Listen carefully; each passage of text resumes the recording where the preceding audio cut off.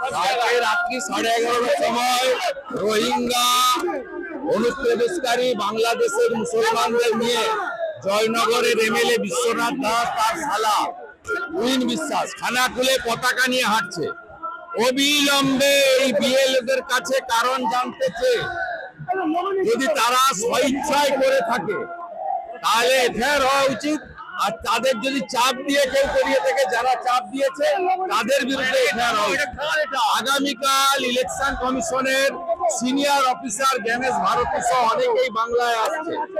আমরা প্রস্তুত আছি অভিযোগ করার জন্য, আমরা প্রস্তুত আছি। এবং আবারও বলি, বিএলওরা যেটা করছেন তৃণমূলের চাপে ভুল হচ্ছে, একদম ভুল করছেন। আমি আপনাদের পরামর্শদাতা শুভানুধ্যায়ী হিসেবে বলবো, আগামীকাল থেকে বদলে যান। বিহারে 52 জন বিএলও জেলে আছে, 432 জনের নামে এফআইআর হয়েছে।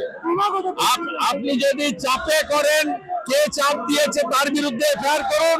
আর যদি আপনি রাজনৈতিক আনুগত্য করে থাকেন পিসি ভাইপোর ভয়ে, জিহাদিদের ভয়ে, তাহলে আপনার বিরুদ্ধে ইলেকশন কমিশনের এফআইআর হওয়া উচিত।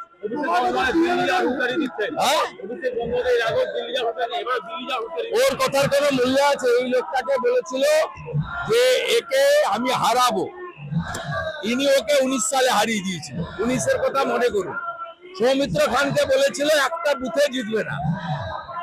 ওর কথা বেশি কাউন্ট করবেন না। ওর একটাই পরিচয়, পিসির ভাইপো।